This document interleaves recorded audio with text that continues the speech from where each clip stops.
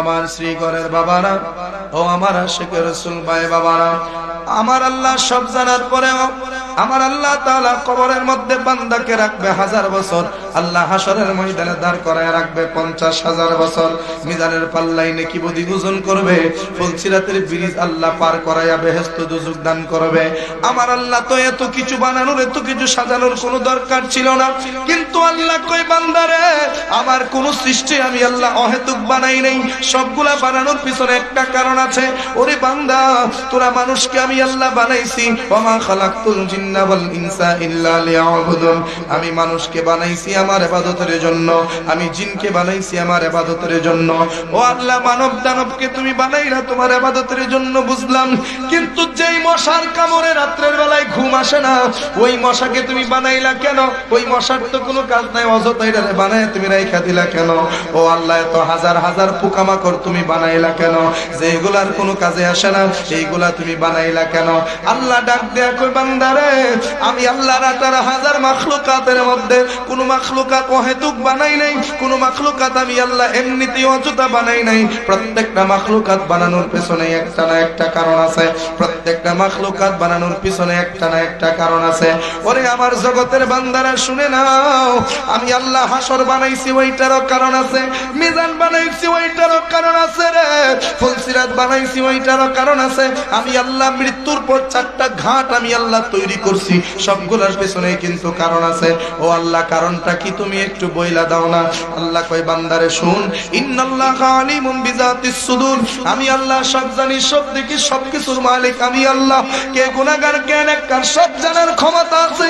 মৃত্যুর পরে জান্নাতীদেরকে জান্নাতি দিয়ে দিতাম, কোনো ভেজাল ছিল না, জাহান্নামীদেরকে জাহান্নামী দিয়ে দিতাম, কোনো ভেজাল ছিল না। কিন্তু আমি আল্লাহ সবগুলা বানাইছি একমাত্র আমার নবীর শান বোঝানোর জন্য।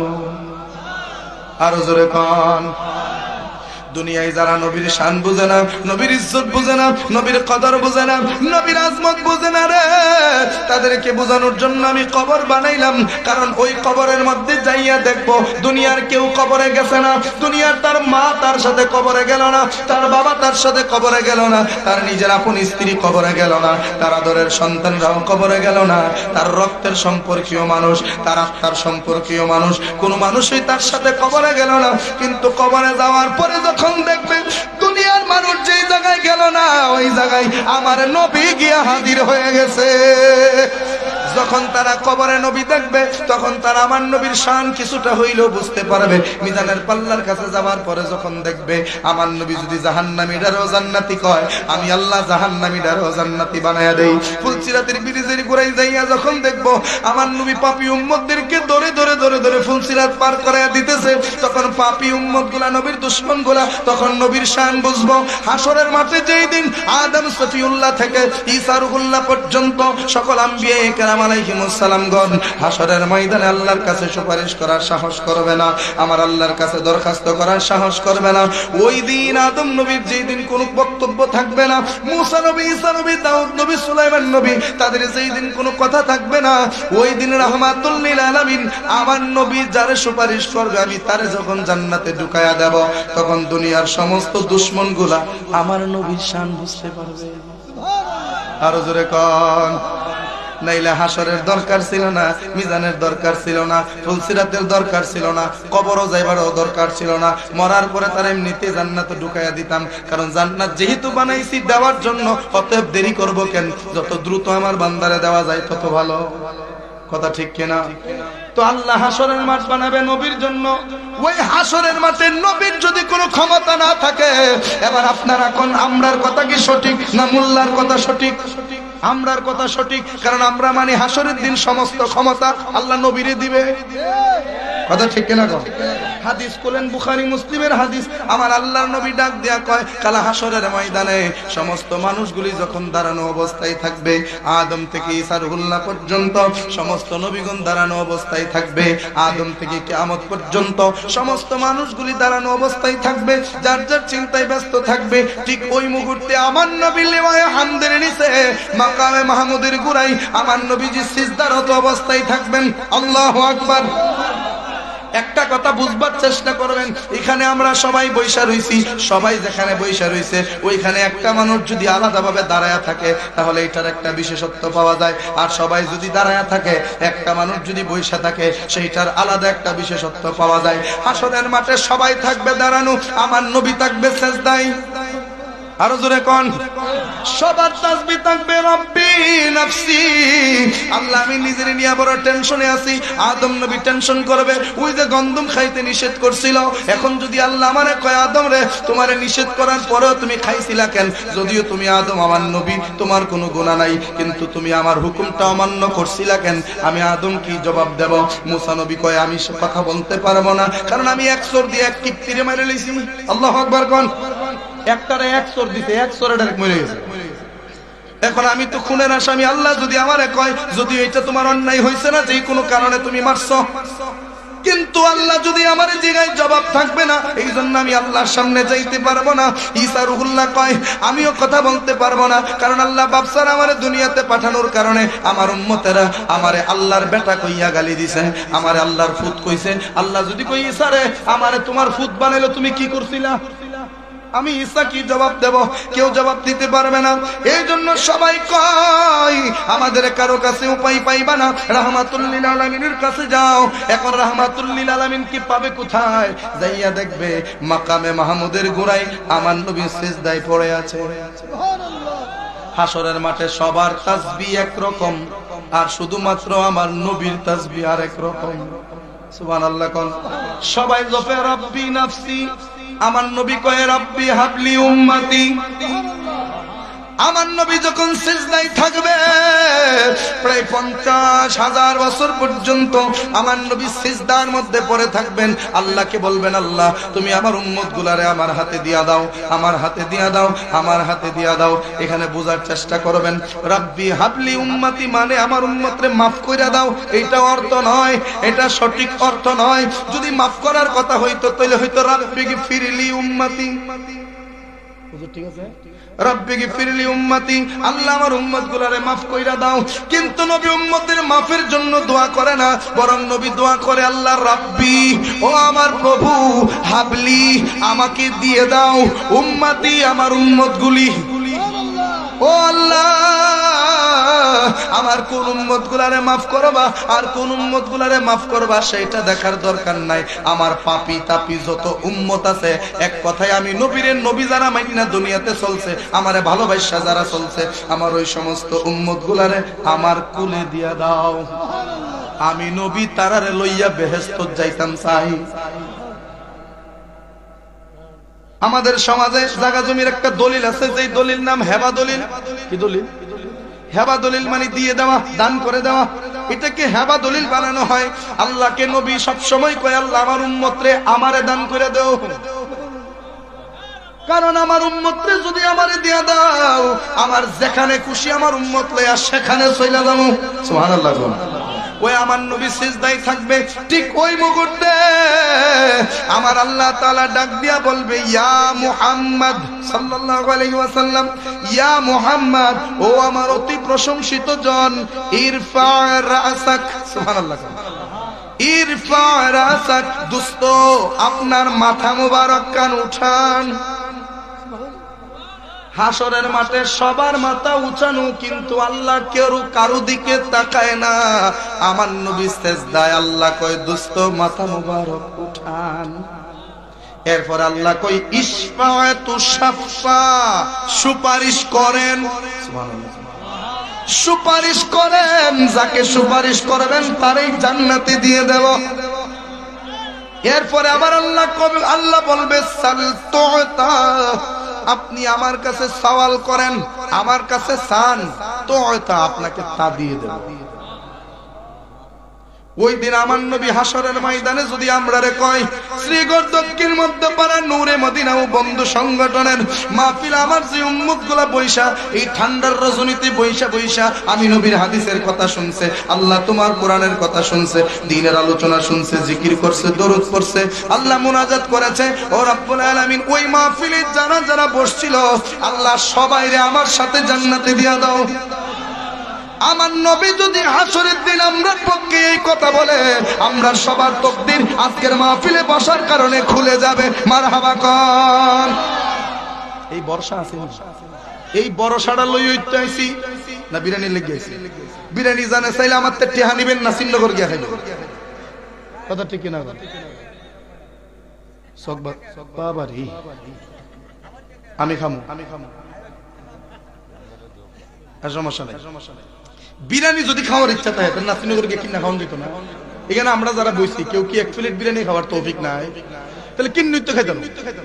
কিন্তু মাহফিল আইলে উদ্দেশ্য বিরিয়ানি না, উদ্দেশ্য আল্লাহ রসুলের সন্তুষ্টি। আল্লাহ রসুল সন্তুষ্ট হইলে বিরিয়ানি আমরা রিজিক আইব। কথা ঠিক না?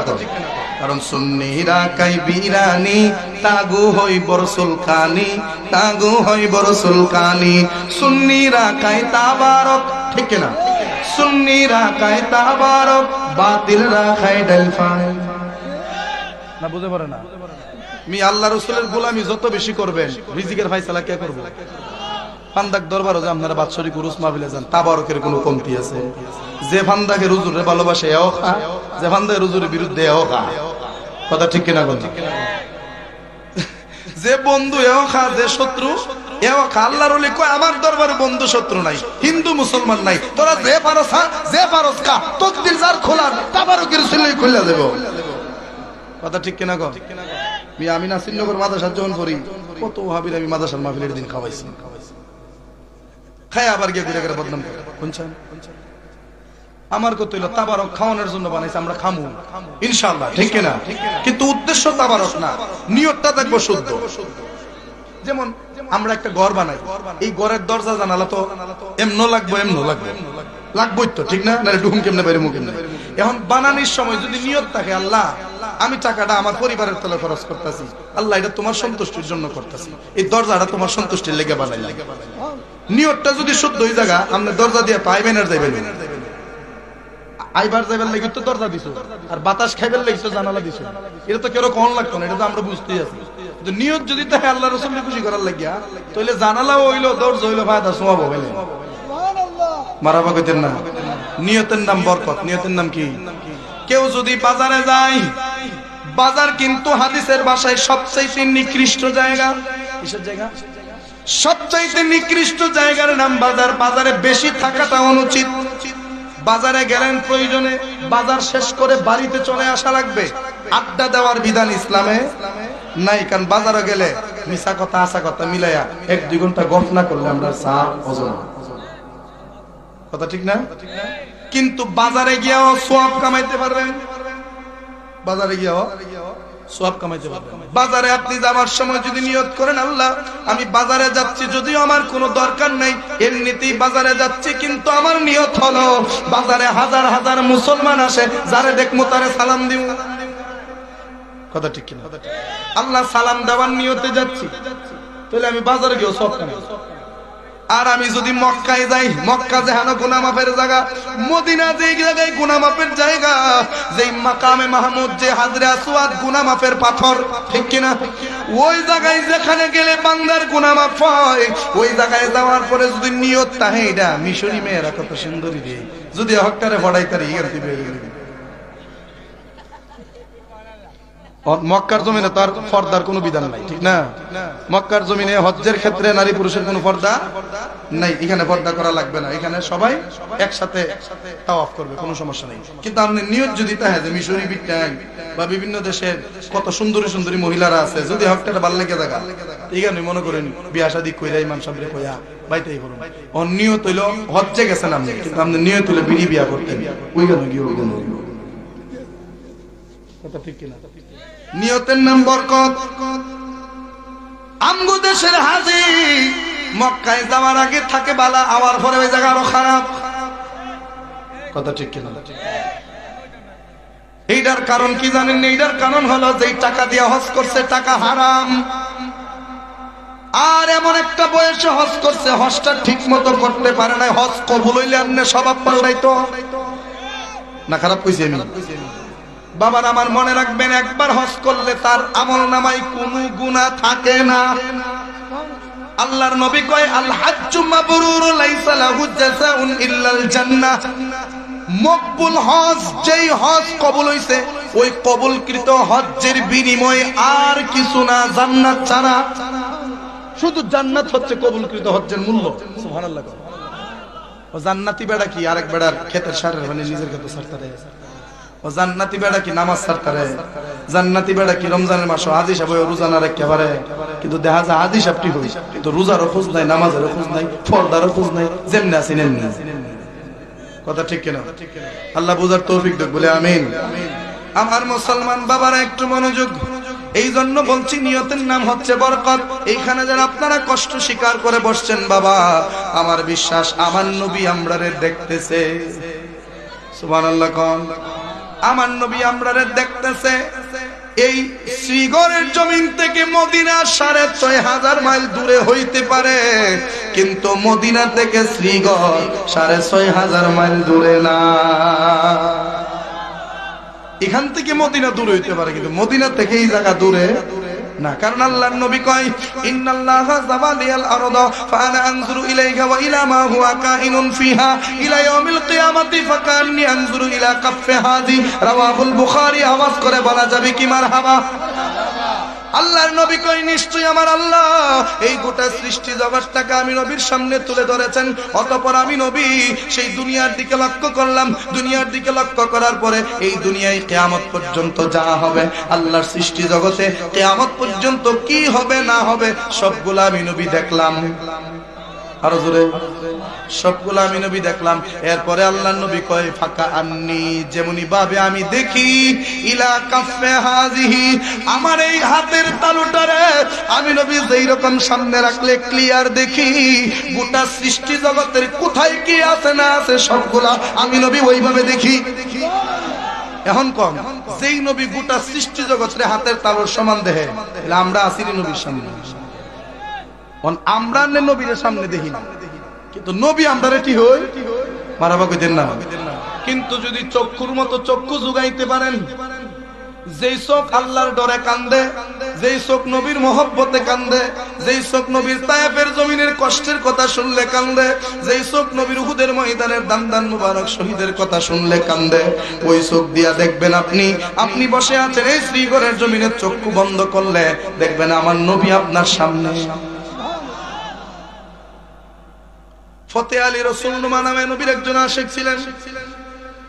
সুবহানাল্লাহ কইতেন না? যিনি আমার নবীর এমন খুশি করা করছেন, নবী আয় কয় ওরে ফতে আলী তুই কি চাস? আমি কিচ্ছু চাই না, কিচ্ছু চাই না, শুধু আপনারে দেখতাম চাই। কত যা ২৪ ঘন্টার ভিতরে তুই আমারে ১ মিনিট দেখবি। ওই আশিক ডাক দিয়ে কই ইয়া রাসূলুল্লাহ ১ মিনিটে হবে না, আমাকে আরো বেশি দেখা দেওয়া লাগবে, কজা ১ ঘন্টা। আবার কয় ইয়া রাসূলুল্লাহ ১ ঘন্টা দেখলে বাকি ৩০ ঘন্টা কেমনে তাহম? নবী গো আরো বাড়াতে হবে, কজা ২ ঘন্টা তুই আমারে দেখবি, ২২ ঘন্টা থাকতে পারতাম না। এইভাবে বাড়াইতে আল্লাহর নবী ডাক দিয়া কই আবার ক তুই কি চাস? কই ইয়া রাসূলুল্লাহ ২৪ ঘন্টার ভিতরে যতটা মিনিট যতটা সেকেন্ড আছে প্রতিটা মুহূর্তে মুহূর্তে আপনি নবীর আমি দেখতে চাই। আমার নবী কই যা যা যা যা তুই আমারে খুশি করছস, তুই যা চাইছস আমি তোরে তাই দিয়া দিলাম। ২৪ ঘন্টার ভিতরে ১ সেকেন্ড তুই আমারে না দেখা থাকবি না।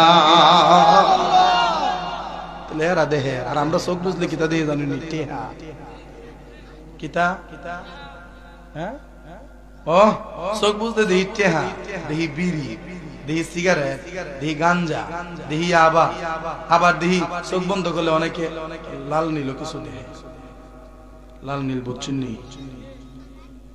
আল্লাহ মাফ করুক বলে আমিন। আমরা চোখ বন্ধ করলে আন্দার দিই, আর আল্লাহর প্রিয় বান্দারা চোখ বন্ধ করলে আসে আজিম দেয়। সুবহানাল্লাহ কোন এটা কি এর সাথ? মেরাজের সাথ না? মেরাজের ওয়াজ তো আমার আগে হুজুরে করছে, এজন্য আমি ওই দিক দিয়ে যাইতেছি না। এই মেরাজের সাথ আমার নবীকে আল্লাহ আরশে আজিম পর্যন্ত নিয়েছেন। ও নবীর যদি আল্লাহ এত উঠবে নি তার আমরা রেখে নি তারা না। আরে ভারে আল্লাহ কয়, আল্লাহর নবী কয় আমার মেরাজ হয়েছে সারা জীবনে একবার, আমি আমার উম্মতের জন্য কমানি নাই, দৈনিক ৫ বার মেরাজ হচ্ছে। আমি দেখছি একবার দেখে আমার স্বাদ মিটছে না, আমার উম্মতের কেমনে মিটবো?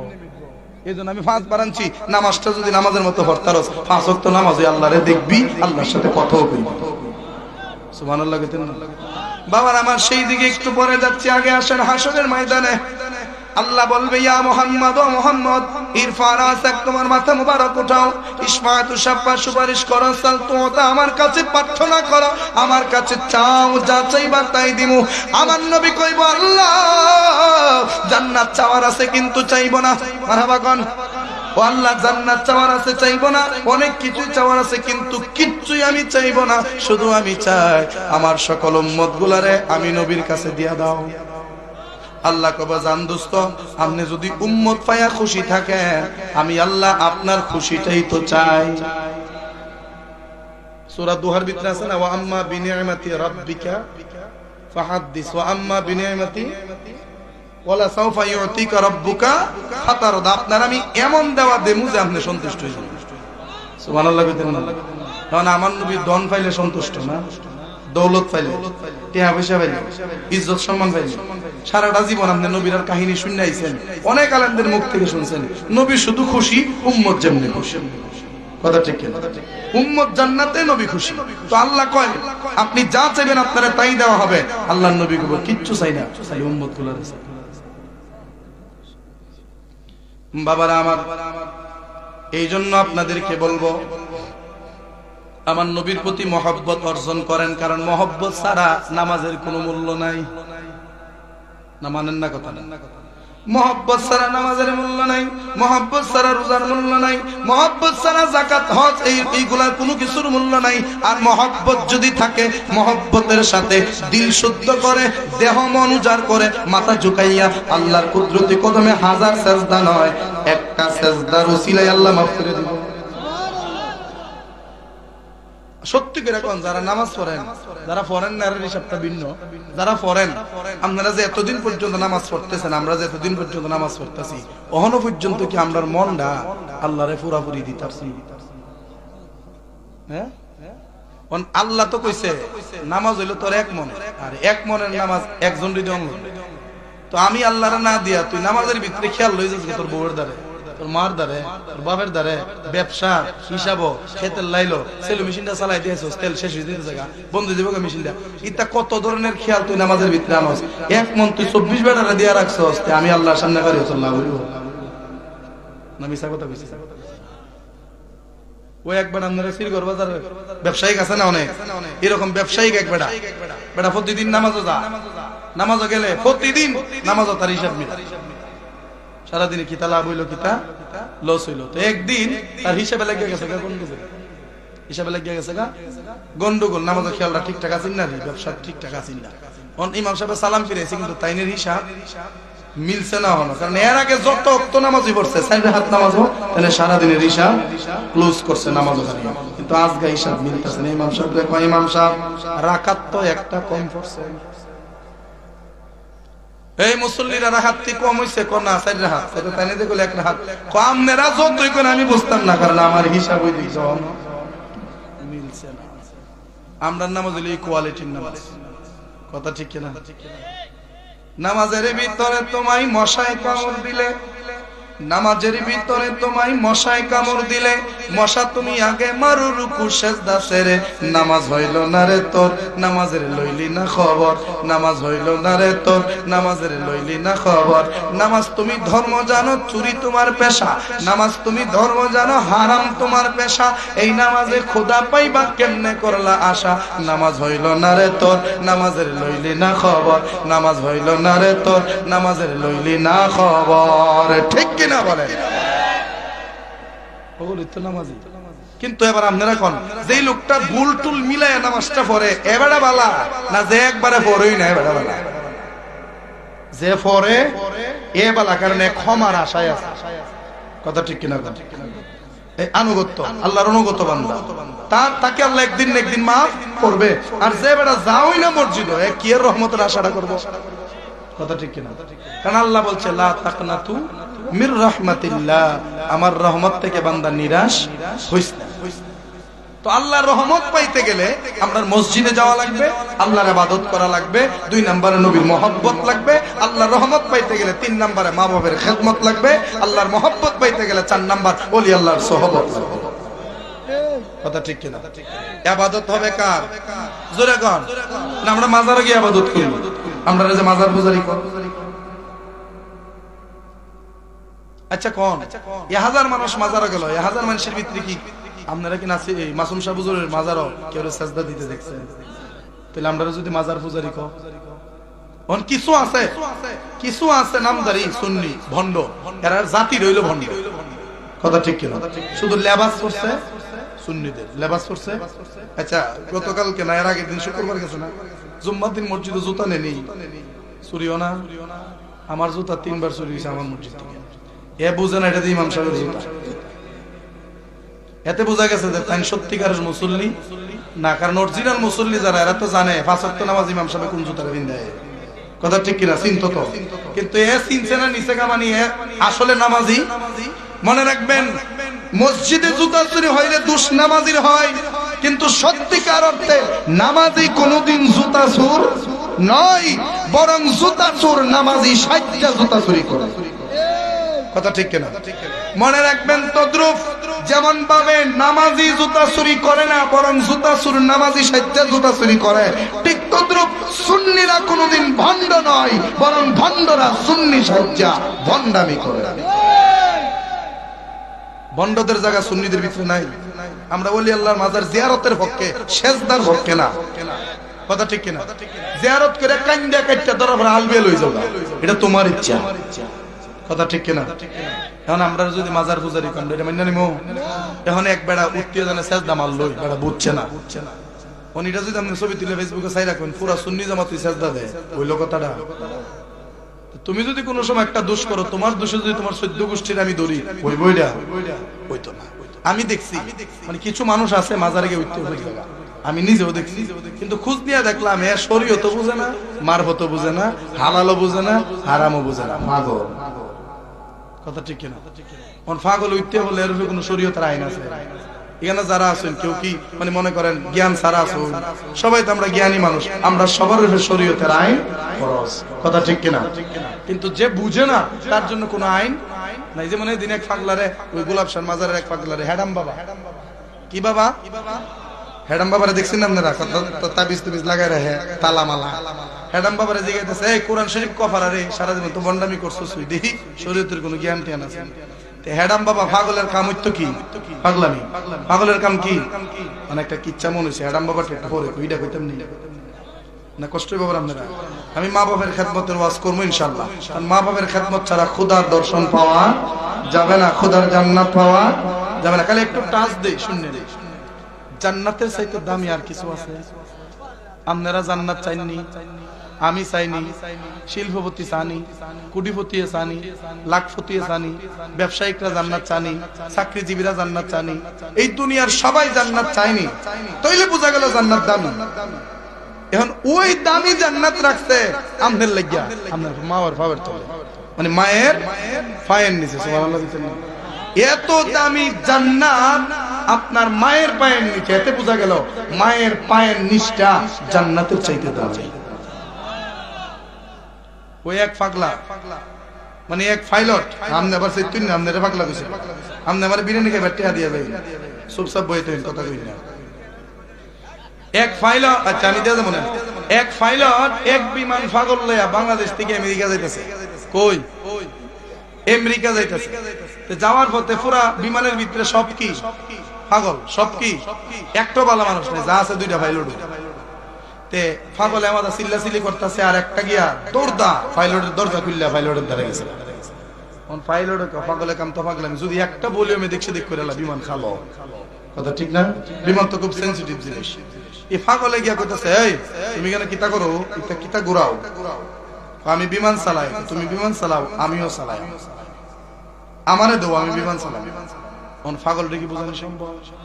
পাইলটে কইতাছে, পিছনে দেখতাছে বেশি চিল্লাচিল্লি হইতাছে, পিছনে যারা চিল্লাচিল্লি করতেছে এরা যদি থামাইয়া দিয়ে তারো, তাহলে আমি তোমার বিমান চালাইতে দিন। আচ্ছা ক আমি যাবো আর গেছে গিয়া 1 মিনিটের ভিতরে আবার ফিরায় কইতেছে আমি তো এরা থামাইছি আবার আমার চালাইতে দেন ফাইলটে কাম দিয়াও না আসলে কোন আওয়াজ টাওয়াজ অতক্ষণ চিল্লা চিল্লির জোরে কান টান গরম হয়েছে ওহন দিয়ে কোনো আওয়াজই নেই কত তুমি আর থামাইছো থামাইছে কেমনে থামাইছি বুঝেন নাই আমি গিয়া দেখছি এরা দুষ্টামি করতেছে ওরে দরজা খুললা দিয়া গেলাম যাও বাইরে গিয়া খেলো কয়েরা সবাই বারে খেলতে গেছে ওহন ফাইলটে কাম সারতে সব পাগল দিবি মানতে ভালাই দিছে নিচে। এইরকম কিছু পাগল আছে না, আছে যারা বুঝে না, উল্টা পাল্টা বুঝে, এরা গিয়া মাজার উঠতে হয়েছে কারণ এরার দূর যদি আমরা রুখে দেন তো লইব। আমরা চাই কোন মাজারে সেজদা না হোক, কোন মাজারে শরীয়ত বিরোধী কর্মকাণ্ড না হোক, মাজার সুষ্ঠুভাবে শরীয়ত মোতাবেক জিয়ারতের ব্যবস্থা করে দেওয়া হোক। কথা ঠিক না ঠিক? কষ্ট পাইলেছেন আপনারা আমার মুসলমান বাবারা ও আমার আশিক রাসূল ভাই বাবারা। পীর সাহেব হুজুর আসলে আমার আলোচনা শেষ হয়ে যাবে, আমি বেশিক্ষণ সময় হয়তো আপনাদেরকে কষ্ট দেব না। আমার শ্রীগড়ের বাবারা, এই শ্রীগড়ের মানুষ তো আল্লাহর রাসূলের প্রেমিক, বিশেষ করে শ্রীগড়ের মানুষ আহলে বায়াতের প্রেমিক। কথা ঠিক কিনা? আমরা পাঞ্জাতনকে ভালোবাসি কি বাসি না? আল্লাহর ইবাদত, নবীর মহব্বত, পাঞ্জাতনের মহব্বত, আল্লাহর ওলিদের সুহবত, মা বাবার খেদমত, এই চারটা জিনিস যদি কারো মধ্যে থাকে তাহলে ওই বান্দাটারে জান্নাতে যাওয়ার পথে কেউ আটকাতে পারবে না। ওই বান্দাটারে জান্নাতে যাওয়ার পথে কেউ আটকাতে পারবে না।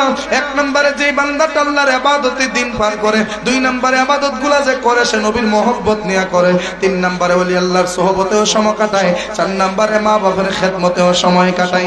এই চারটা আমল যদি কোনো বান্দার মধ্যে থাকে, ওই বান্দার জান্নাতের জিম্মাদারি তো আমার নবীর। আমার নবী বলে মা বাবার খেদমত যদি কোনো বান্দা ঠিক মতো করতে পারে, ওই উম্মতটারে না নিয়া আমি নবী জান্নাতে যাব না। মা এবং বাবা এই দুইটা জিনিস, শব্দটা কিন্তু ছোট, মা মহাকার মা শব্দটা কিন্তু ছোট, কিন্তু অর্থটা বিশাল। সুবহানাল্লাহ। ওই দিন সোনারগাঁও থেকে না, সোনারগাঁও থেকে আইবার সময় বাসের ভিতরে এক লোকের সাথে দেখা, লোকের বাড়ি আসুন, লোকটা অনেকক্ষণ পর্যন্ত আমরা সাথে মজা করলো। মজা করার পরে শেষে মার একটা গান কইয়া লোকটা ফেলে দিছে। আমার সাথে একটা জিগাইতেছে, কিউ ভাই এই মায়ের একবার দুধের দাম এটা গায়ে তুমি খাইতে দিলে কেন? আমার মা আমার জন্ম দিতে গিয়ে মরে গেছে। কিছু জিনিস আছে বাবা যেগুলা কোটি টাকা দিলে ফিরা পাওয়া যায়, বাড়ি ঘর ভেঙে গেলে এটা ফিরে পাইবে, কিন্তু মা বাপ যদি একবার হাইরা জায়গা চাচা বাপ হয়ে হারিব, কিন্তু বাপের মতো না। চাচি খালা ফুফি তারা মা হইয়া তারা হারিব, কিন্তু মায়ের মতো না। আমার মুসলমান বাবারা, আজকাল সমাজে কি এর মা বাপের খেদমত করবে? আজকাল সমাজে বান্দারে এতিমরার খোঁজ খবর নেয় না, গরিবরার খোঁজ খবর নেয় না, মা বাবারও খোঁজ খবর নেয় না। বান্দাটা মাসে লাখ লাখ টাকা ইনকাম করে, মাসে কোটি কোটি টাকা ইনকাম করে, কিন্তু 500 টাকা মায়ের জন্য বাবার জন্য পাঠাবে, সেইটা তার সময়ে কুলায় না, সেইটা তার সময় হয় না। অনেক সন্তানদেরকে আমি এইরকমও দেখেছি, আপনারাও হয়তো দেখে থাকবেন, সন্তান মা বাপরে গ্রামের বাড়িতে রাইখা সন্তান টাউনের মধ্যে তার বিবির লইয়া থাকে, চাকরি বাকরি করে, ওইখানেই থাকে, ওইখানেই খায়। মায়ের চিকিৎসার জন্য মাসে 500-1000 টাকা পাঠাইলে পাঠাই, না পাঠাইলে নাই। দেখা যায় অনেক সময় 1000 টাকা পাঠাইলে ওই মাসে খরচ যায় 5000। যারা সংসার চালায় এরা বুঝবে। একজন মানুষের মাসে যদি 2000 টাকা লাগে, অনেক সময় এইরকম কিছু বেশাবার মধ্যে ফিরে জায়গা এক মাসে 1000-এও হয়ে জায়গা, আবার এক মাসে 10,000-এও হয় না। কথা ঠিক কিনা? কিন্তু আপনি তো মাসে মাসে হিসাব করে মাইরে এইটুকু টাকা পাঠাইতেছেন, বাবারে এইটুকু টাকা পাঠাইতেছেন। দেখা গেল যে আপনি যেই টাকা দেন ওই টাকা দিয়ে মায়ের চিকিৎসার খরচেই শেষ হয়ে যায়। মা কি খাবে, কি করবে না করবে কোনো খোঁজ খবর নিলা না। কোনো খোঁজ খবর না নিয়া তুমি হঠাৎ করে যখন বাড়ি থেকে ফোন পাইলা যে তোমার মা মারা গেছে, সন্তান ঢাকা থেকে বিবি বাচ্চা লইয়া 2 দিনের ছুটি লইয়া বাড়িতে আয়নি। দেখেন মিলেনি আমার কথা। এতদিন পর্যন্ত মা অসুস্থ, ফোন দিছে, কাজের চাপ, আসা যাবে না। এতদিন মা অসুস্থ, বাবা অসুস্থ, ফোন দেওয়া হয়েছে, কিন্তু সে কাজের সুতো দিয়া সে দেশে আসে না, এলাকায় আসে না। তো কাজের সব চাকরি চলে যাবে, আমার বেতন কাটা যাবে, আমি যেতে পারবো না। ভালো চিকিৎসা করাও, তোমরা যারা আছো তোমরাই করাও, টাকা লাগলে আমি দেব। তো টাকা লাগবে 50,000, দিলেন 5,000, হইব? আচ্ছা এরকম করছে, হঠাৎ করে যখন খবর পাইলো মাটা মারা গেছে, বাপটা মারা গেছে, এই খবর শোনার পরেই ওই লোকটা ঢাকা থেকে গাড়ি রিজার্ভ করে রওনা দিল। এতদিন গেছি আর না গেছি, আজকে না গেলে মানুষ খারাপ কইব, মহব্বতে আয় না, মানুষে খারাপ কইব যে বাপটা মরে গেছে, কাপড়টা দেখতো না।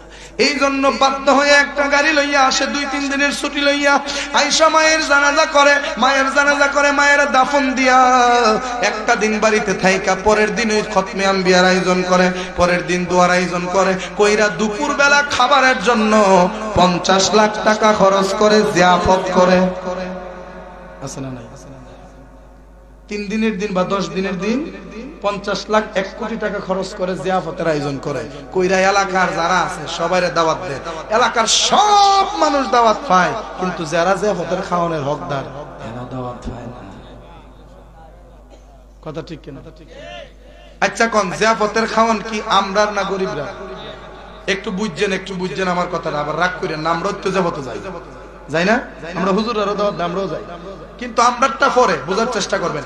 এখানে যারা আছেন আপনারা কি যে কোনো বিয়া থেকে দাওয়াত দেয়নি? কার্ড দেয় না? দেয়। তার মানে বিয়ার দাওয়াতের উপযুক্ত আপনারা। অনেক সুন্নতে খাতনার অনুষ্ঠান থেকে দাওয়াত দেয়নি? যেই বিয়েতে যেই সুন্নতে খাতনার অনুষ্ঠানে আপনি দাওয়াত পান, কিন্তু গরিবরা দাওয়াত পায় না, কারণ তারা টাকা দিতে পারবে না, এই জন্য তাদেরকে দাওয়াত দেওয়া হয় না। যারা টাকা দিতে পারবে তাদেরকে দাওয়াত দেওয়া হয়। এবার আপনারা কোন যেই গরিবটা বিয়া শাদীতেও দাওয়াত পাইল না, যেই গরিবটা সুন্নতে খাতনার অনুষ্ঠানেও দাওয়াত পাইল না, ওই গরিবদের খাবারের ব্যবস্থার জন্য আমার আল্লাহ জিয়াফতের ব্যবস্থা করছেন। সুবহানাল্লাহ। যে তোরা সারা বছর যে তুই খাস, অন্তত আমার কোনো বান্দা মারা গেলে এরা যখন কোনো রুহানির মাগফিরাতের জন্য দোয়ার আয়োজন করব, তখন অন্তত তোরারে দাওয়াত দিব। কিন্তু সমাজের সিস্টেমটা এমন হয়ে গেছে, জিয়াফতের দাওয়াত সবার আগে পাই কোটিপতি। এর কি লজ্জা করে না? এই কোটিপতি আর লাখপতির কি লজ্জা করে না? এ জিয়াফত গিয়ে বয়া খা। শক্ত ভাষায় কইতেছে, বুঝবেন? যেই কোটিপতি বেড়াটা জিয়াফত গেছে খাইতো, এই বেড়া হোটেলে যদি ব খাইতো, এই বেড়ার দ্বারা যদি একটা ভিক্ষুক গিয়া খাইতো ব, তাহলে এবারে এই টেবিল তুলতে যাবে, প্রেস্টিজে লাগে। আমি একটা ফকিরের সাথে কিভাবে খাবো? বিশ্বাস করেন এই সব কিছু আলেমের ভিতরে কত জায়গা গেছি মাই, উনি গিয়া বই দিছে, ধরেন আমরা কেউ গেলাম, যাওয়ার পরে আমরা দুইজন একসাথে থাকবো কেন? দুইজনের 2 রুম দেন, খাবারের টেবিল একসাথে বসে ওনার সাথে খাবো না। হিংসা কি? আল্লাহ মাফ করুক, কই না আমিন। আবার কত আলেমরে দেখছি দাওয়াত রাখছে, সব করছে ঠিকঠাক, কিন্তু মাহফিলের দিন যখন উনছে যে ওনার একজন মানে ওনার সাথে লোক হই, কিন্তু আলেম তারে দেখতে পারে, এইরকম আর কি পার্সোনাল কিছু ব্যক্তিগত শত্রুতা তার আছে। এই জন্য মাহফিলের দিন ফোন দেখো ইমো খাইলে আমি আইতাম। তোরা কি এর সুন্নিয়তের দাওয়াত দিবি আর কি এর আপনি ইসলামের দাওয়াত দিবি? তোরা হিংসা হচ্ছিস। কথা ঠিক কিনা কোন না? এই কথা তো আমরার গাই, আমরাই তো আলেমের পর্যায়ে আছি, ঠিক না? ওয়াজ তো আমরারই করব। যেই লোকটা এক টেবিলে বৈশা গরিবের সাথে খাইতে চায় না, গরিব টেবিলে বসতে লোকটা টেবিল থেকে উঠে যায়। আবার দেখা যায় ওই টেবিলে গরিব বসুক আর না বসুক, গরিবের যে খাবার জিয়াফত, ওই জিয়াফতের খাওয়ান গরিবরার সাথে বয়া একসাথে খাইতে পারে, শরম করে না? কথা ঠিক না? এক টেবিলে বয়া গরিব রেলে খাইবো, এটা হোটেলের ভিতরে সহ্য না, কিন্তু হোটেলের বাইরে মাগনা দাওয়াত পাইছে তো তখন গরিবদের কুলো বয়া খাইতো রাজি। কথা ঠিক কিনা? কিরে তোর শরম করে না? তুই তো হোটেলে গিয়ে কিন্ন খাইতে পারবে 500 টাকা দিয়া, এই গরিবটা তো হয়তো না। তুই যদি না খাস ঘুষ তুইটা বেশি পাইবো গরিবটায়। আমি দেখছি যতটা হয় খরচ করুক দেখতে বুইরা গাইরা ওই ফকির মিসকিনের কপাল আইডা জুড়া। কথা ঠিক কিনা? গরিব মিসকিনের কপাল আইডা জুড়া হই, তাহলে মনে করেন সাইরানারও কোনো ফায়দাই জিয়াফতে হইছে না। জিয়াফতের প্রথম হকদার, ভালো করে বুঝে রাখেন, জিয়াফত আপনি করবেন, এই জিয়াফতের প্রথম হকদার আপনার রক্তের আত্মীয় স্বজন। বুঝছেন? আপনার আত্মীয় স্বজন রক্তের যারা, তারা প্রথম হকদার। আর দ্বিতীয় মানে আম মানুষের মধ্যে প্রথম হকদার হচ্ছে গরিব মিসকিন যারা। এরারে দাওয়াত দিয়া খাওয়ায়া যদি থাকে, তাহলে ধনীরা রান্না ইচ্ছা মতে খাওয়ায়, কোনো সমস্যা নেই। কিন্তু এরারে এই দিন অন্তত রাজকীয় সম্মান দিয়া বয়া খাওয়াইতে হবে। এটা নবীর বিধান। কার বিধান?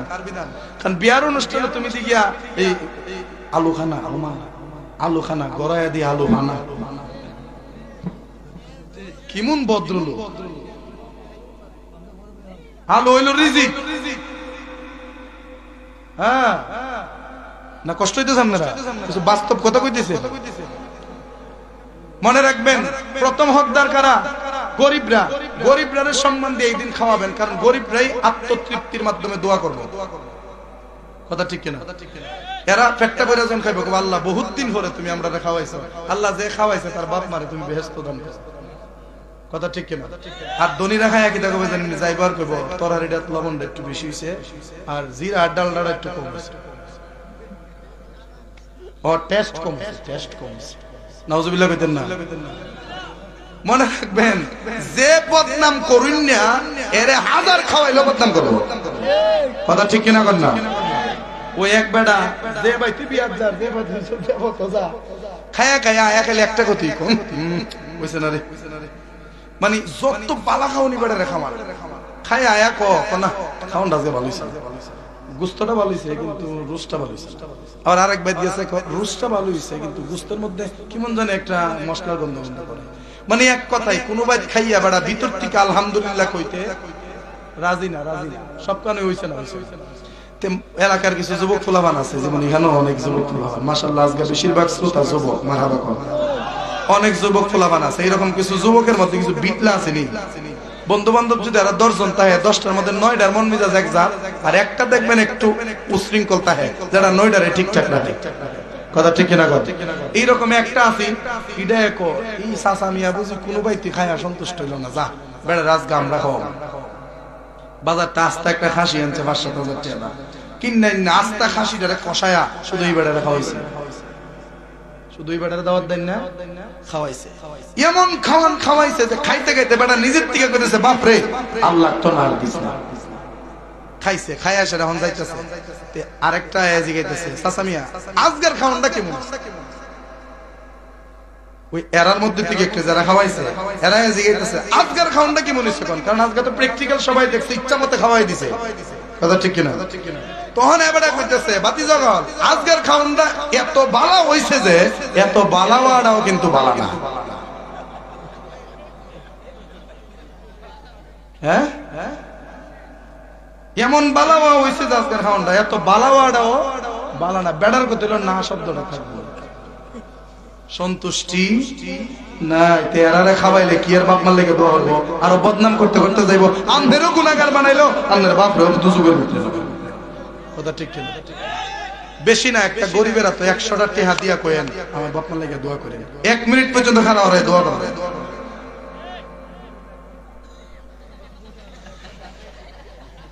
আজকাল শ্রোতাও মারহাবা কর আজালা জোরাইনা জালা জোরাইনা রে ওরে ভিতর লাই গেছে আমার নবীর প্রেমের আগুন রে ওরে জালা জোরাইনা জালা জোরাইনা রে জালা জোরাইনা জালা জোরাই ভালোবাসি বাসতে থাকবো নবী গো আপনারে একটু খানি ভালোবাসা নবী দিও তুমি আমারে জালা জোরাইনা জালা জোরাইনা রে জালা জোরাইনা জালা জোরাইনা রে কথা ঠিক না নবীর প্রেম যার ভিতরে আছে এ নবীর দরুদ ছাড়া নবীর সালাম ছাড়া নবীর স্মরণ ছাড়া নবীর দিদার ছাড়া এক মুহূর্ত থাকতে পারে না আসেন মহব্বতে সেই নবীর উপরে দরুদ পড়ি আল্লাহুম্মা সাল্লি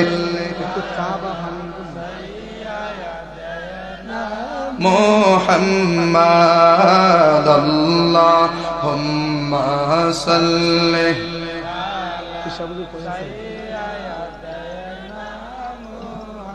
মদিনা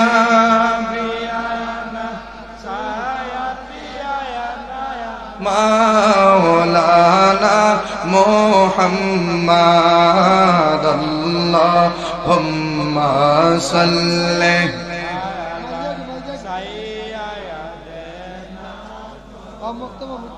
আমার মুসলমান বাবারা ও আমার আশিক রাসূল ভাই বাবারা, এদিক সেদিক আর কথা বলবো না।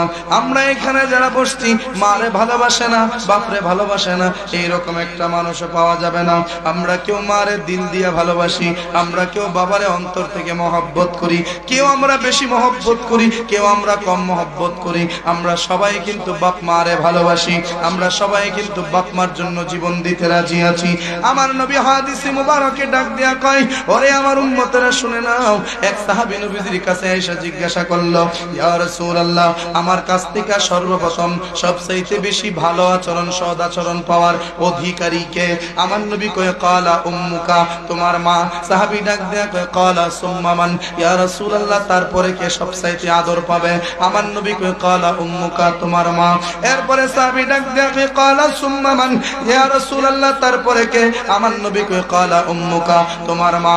তারপরে সাহাবী ডাক দিয়া কয়, ইয়া রাসূলুল্লাহ, তারপরে আমার কাছ থেকে ভালো আচরণ পাওয়ার অধিকারী কে? আমার নবী কয়, ক্বালা আবুকা। সাহাবী ডাক দিয়া কয়, ইয়া রাসূলুল্লাহ, ক্বালা সুম্মা মান, এরপরে কে? আমার নবী কয়, ক্বালা আদনাকা আদনাকা, এরপরে তোমার আত্মীয় স্বজন জিফুত যা আছে তাদেরকে ভালোবাসবা, তাদেরকে মহব্বত করবা। আমার নবীকে সাহাবী ডাক দিয়া কয়, ইয়া রাসূলুল্লাহ, নবীজি, এক নম্বরে আমার কাছ থেকে সবচাইতে আদর আমার মা পাওয়ার অধিকারী কহা, দুই নম্বরেও আমার মা কহা, তিন নম্বরেও আমার মা কহা, চার নম্বরে আমার বাবা কহা। আমার নবী রাহমাতুল লিল আলামিন এই হাদিসের মধ্যে নিজের জন্মদাত্রী মা, ওই মার কথা তিনবার কেন বললো রে বাবা? বাবার কথা একবার কেন বললো? এইটার কারণ আমরা জানার দরকার আছে। কারণ এই কথা বলে কি বাবাদেরকে সম্মান কম করা হলো নাকি? বাবাদের কথা একবার বলার কারণে কি তাদের ইজ্জত কমে গেল নাকি? না না না না, মায়ের কথা তিনবার বলার কারণে মায়ের সম্মানকে আল্লাহ বাড়াইয়া দিছে। কেমন বাড়াইছে আর কোন কারণে বাড়াইছে এইটা আমাদের জানার দরকার আছে।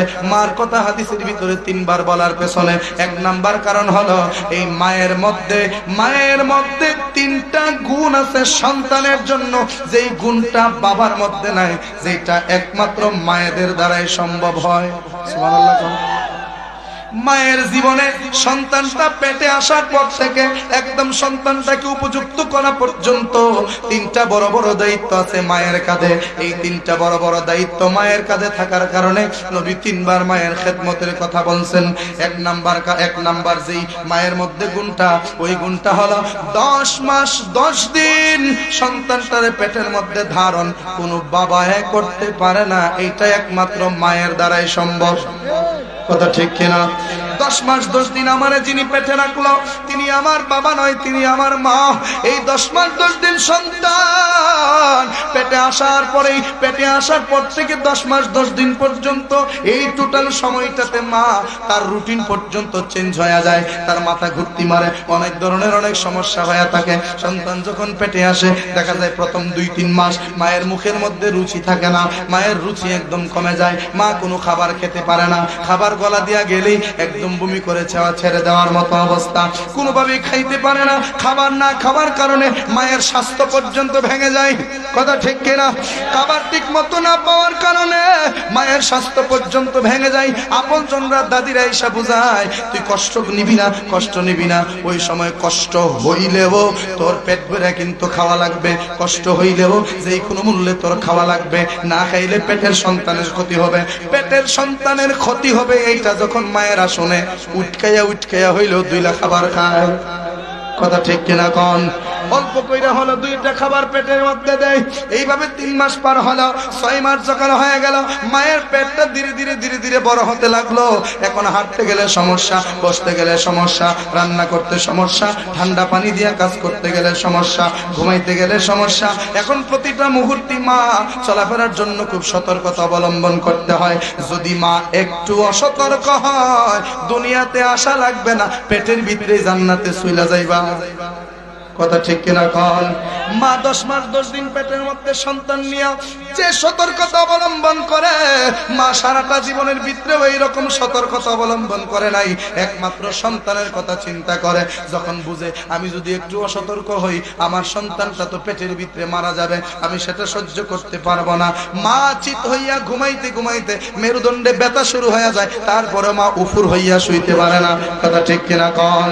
মা করর দিয়া ঘুমাইতে গেলে অসুবিধা হয়, চিত হয়ে ঘুমাইতে গেলে অসুবিধা হয়, প্রতিটা মুহূর্তে অসুবিধা নিয়ে এই 10 মাস 10 দিন মা প্রচুর পরিশ্রম করার পরে যখন দেখা যায় সন্তানটা দুনিয়াতে আসার সময় হলো, এই যে 10 মাস 10 দিন পেটের মধ্যে রাখলো, এই গুণটা আর অন্য কাহারও নয়।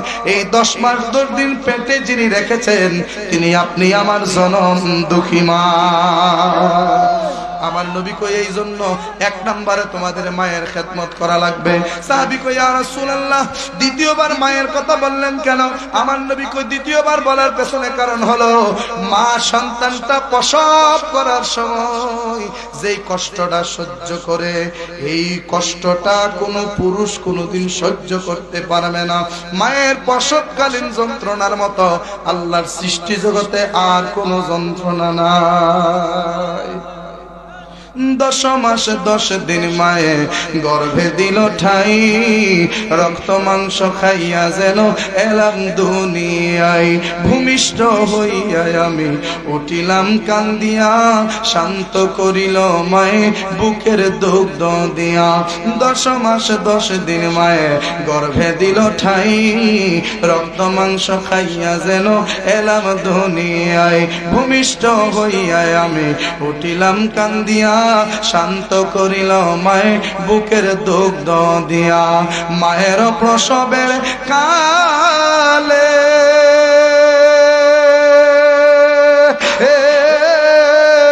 মায়ের বুক ভাইসা যায় নয়ন জলে রে। আল্লাহু আকবার। মায়েরই প্রসবের কালে বুক ভাইসা যায় নয়ন জলে রে। ওমা সন্তানের লইয়া কুলে ভুলে প্রসব যন্ত্রণা, দুঃখের দরদি আমার জনম দুঃখী মা। গর্ভধারিণী মা, জনম দুঃখিনী মা, দুঃখের দরদি আমার জনম দুঃখী মা। মায়ের কান্দন যাবজ্জীবন, 2-4 মাস বোনের কান্দন রে। ওরে ঘরের পরি বাইরের কান্দন কয়েকদিন পর থাকে না। দুঃখের দরদি আমার জনম দুঃখী মা, গর্ভধারিণী মা, জনম দুঃখিনী মা, দুঃখের দরদি আমার জনম দুঃখী মা। কথা ঠিক কিনা রে মুসলমান বাবা?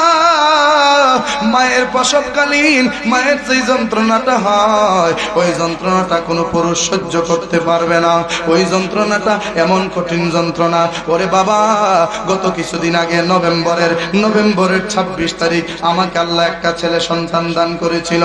ওই সন্তানটারে নিয়ে যখন ব্রাহ্মণবাড়িয়া হাসপাতালে ছিলাম, ওইখানে থাকাকালীন একটা ঘটনা দেখেছি। ওইখানে থাকাকালীন দেখেছি একজন সন্তান প্রসব করার সময়, একজন সন্তানকে জন্ম দেওয়ার সময় তার জনম দুঃখী মা দুনিয়ার জমিন থেকে বিদায় হয়ে গেছে। হঠাৎ করে চিল্লা চিল্লির আওয়াজ শোনার পর দৌড়ে আগায় গেলাম। আগায় গিয়ে জিজ্ঞাসা করলাম কি হয়েছে? এই মুহূর্তে মাধবপুর থেকে একটা রুগী আসছিল ব্রাহ্মণবাড়িয়া ঘাটরা হসপিটালে। এই রুগীটা প্রসবের যন্ত্রণায় খুব অস্থির হয়ে গেছিল। ডাক্তার বলছে সিজার লাগবে, তাড়াতাড়ি সিজার করার জন্য নিয়ে গেল। ডাক্তার কন্ডিশন দিল যে সন্তানকে বাঁচালে মা বাঁচবে না, মা বাঁচাইলে সন্তান বাঁচবে না। এই রকম অবস্থা, আমরা চেষ্টা করব যেন দুজনকেই বাঁচানো যায়। এই কথা বলে ডাক্তার অপারেশন থিয়েটারে ঢুকলো। এখন দেখা গেল সিজার যখন করবে, সিজার করার সময় দেখে সন্তান এমন ভাবে মায়ের নারের সাথে ফেস খাইয়া রইছে যে এখন সন্তানকে যেই কোনো মূল্যেই মারতে হবে মাকে বাঁচাইতে গেলে।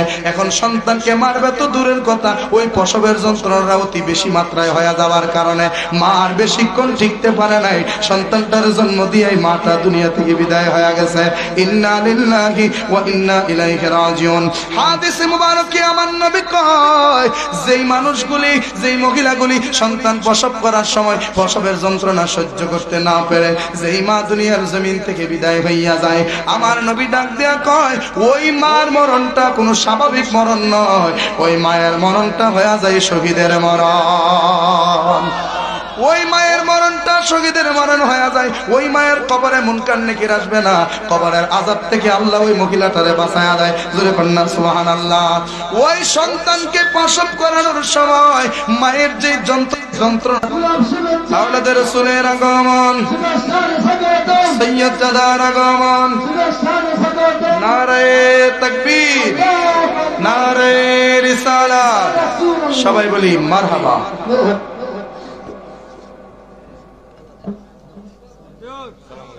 আলহামদুলিল্লাহ। আমাদের পরবর্তী শেখ গোবলা চলে এসেছেন।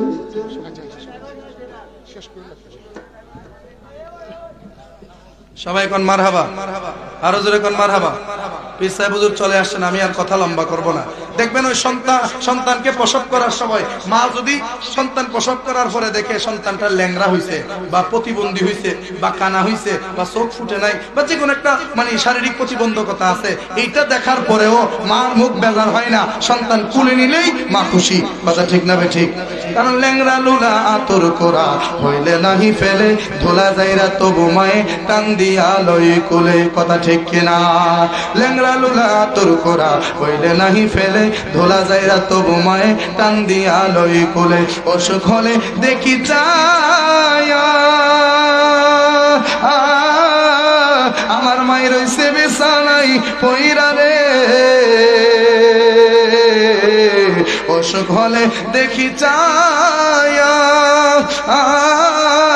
আমার মায়ের রইছে বিছানায় পইরা রে, বলে আমায় আল্লাহ যাও গলয়া সন্তানের নিও না, দুঃখের দরদি আমার জনম দুঃখী মা, গর্ভধারিণী মা, জনম দুঃখিনী মা, দুঃখের দরদি আমার জনম দুঃখী মা।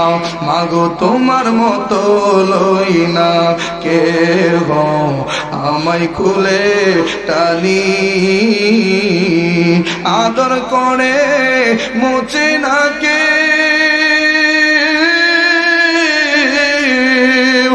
আদর করে মুছে না কেউ আমার চোখের পানি। হাইরে মা জননী আমার, হাইরে মা জননী, দরজাটা খুলতেই খেয়ে যাই ধোকা, মা বুঝি বলছে এলে নাকি খোকা, দরজাটা খুলতেই খেয়ে যাই ধোকা, মা বুঝি বলছে এলে নাকি খোকা, বুকের ভেতরটা নড়ে চড়ে উঠে, চোখ দিয়ে জল নেমে আসে, শুধু মানে শুধু বাবা নেই, শুধু মানে শুধু বাবা নেই। এই সেই ঘর, এই সেই খাট, বিছানার পাশে আছে পানের বাটা, চশমাটা পড়ে আছে পাশে, শুধু মানে শুধু বাবা নেই, শুধু মানে শুধু বাবা নেই। মহব্বতে কলা আমিন। আল্লাহ আমরা যারা মা বাবা কবর আছে, আল্লাহ যেন কবরটারে জান্নাতের টুকরা বানাই, বলি আমিন। যাদের মা বাবা বেঁচে আছে হন বুঝতেন না গো শোনা, এখন বাপের কদর আমি বাপ যখন থাকছে এমন একটা কদর বুঝছি না, যাওয়ার পরে হন নিজেই বুঝি যখন আরেকজনে কইতে তো সমস্যা নাই। কথা ঠিক কিনা? কারণ বাপ ছাড়া একটা সন্তান সব জায়গায় জায়গা পাইলো, দেখা যায় বিপদের সময় ভালো একটা ঠাই পায় না। কথা ঠিক কিনা? বাপ থাকলে নিজের